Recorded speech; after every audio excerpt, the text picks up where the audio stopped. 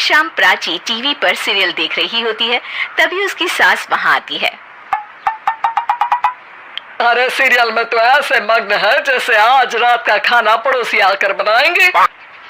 मुझे पता ही नहीं था आपने अपने बेटे की शादी पड़ोस में भी की हुई है। हैं? मतलब? मतलब इस घर में सारा काम बहू ही करती है, आप तो सिर्फ खर्राटे मारती हैं। अच्छा जी, फिलहाल तो तुम आराम फरमा रही हो, चलो जाओ, ये मेरे टीवी देखने का समय है। आहा, इसीलिए मुझे भगाया जा रहा है। सॉरी, अब तो बिल्कुल नहीं जाऊंगी। प्राची की इस बात पर दोनों सास बहू के बीच टीवी रिमोट के पीछे बच्चों जैसी छीना झपटी शुरू हो जाती है, जिसके बीच श्लोक भी काम से घर वापस आ जाता है। आज मेरी चूहे बिल्ली की जोड़ी किस बात पर झगड़ रही है? अरे तेरी बीवी मुझे टीवी नहीं देखने दे रही। अरे तुम्हारी मम्मी मुझे खाना बनाने के लिए फोर्स कर रही है। अरे वाह, ऐसे बेतुके रीजन पर तो बच्चे भी झगड़ा नहीं करते। अरे मुझे कुछ मत बोल, सब इसने ही शुरू किया है। हाँ हाँ, जैसे आप तो बहुत दूध की धूली है ना। अरे बस दोनों चुप। प्राची जाओ, खाने की तैयारी करो, और माँ तुम छोड़ो, तुम्हें क्या बोलूं, शांति से अपना सीरियल देखो, मुझे दोबारा लड़ने की आवाज सुनाई नहीं देनी चाहिए। ऐसा बोलकर श्लोक वहां से चला जाता है, जिसके पीछे पीछे प्राची भी कुछ न कुछ बड़बड़ाते हुए रसोई में चली जाती है। हाँ हाँ, सासू जी को तो कुछ बोलेंगे ही नहीं, बस मुझ पर ही हुक्म चलता है, खाना बनाओ, जैसे मैं इनके घर में खाना बनाने के लिए आई हूँ। इसी तरह शाम बीतती है और रात को श्लोक और प्राची की सास खाना खाकर सोने चले जाते हैं, लेकिन प्राची गुस्से में कुछ खाए बिना काम में ही लगी रहती है। इस घर में किसी को घंटा फिक्र नहीं पड़ता, मैं खाऊं या भूखी रहूं। प्राची कुछ देर के लिए रसोई से बाहर जाती है और जैसे ही वापस आती है तो वहां दूध का भरा ग्लास देखकर हैरान रह जाती है। फिक्र पूरी है, बस दिखाना नहीं है।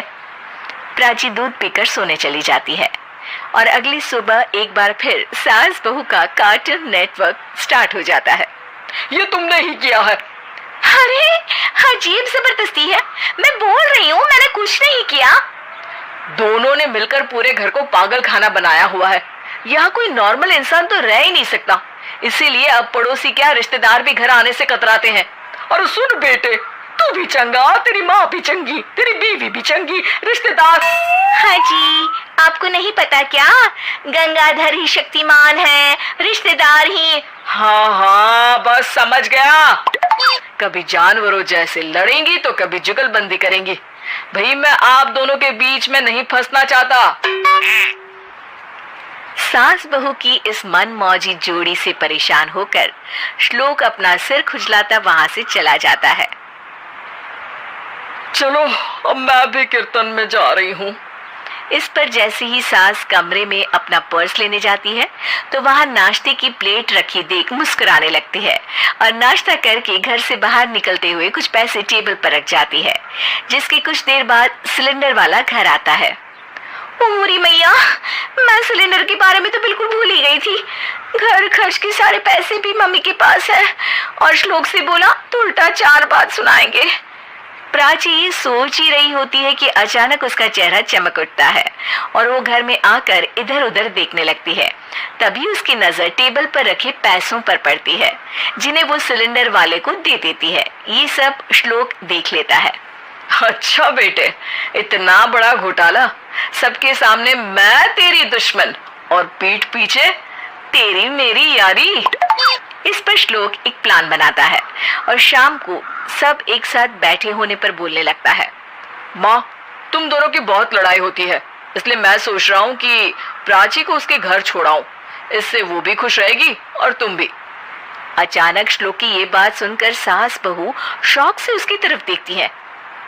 अरे ऐसे कैसे घर छोड़ाओगे, मुझे कहीं नहीं जाना।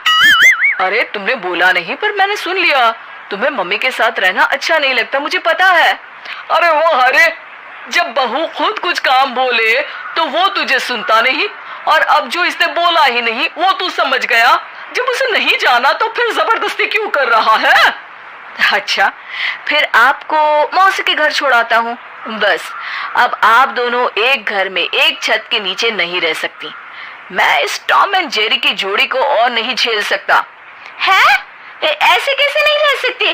तुम्हें इतनी दिक्कत है तो तुम्हारा बोरिया बिस्तर पैक कर देती हूँ, लेकिन मम्मी जी कहीं नहीं जाएंगी। बिल्कुल यही सुनना था मुझे।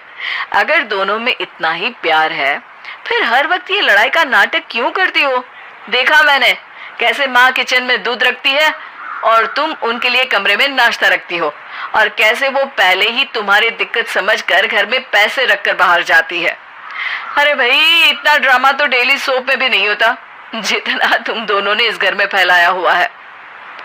तू हमें टॉम एंड जेरी बोलता है ना, तो याद कर वो दोनों भी एक दूसरे को बाहर वालों की बुरी नजर से बचाने के लिए हमेशा सबके सामने लड़ते थे, लेकिन अकेले में दिक्कत के समय मदद भी तो करते थे।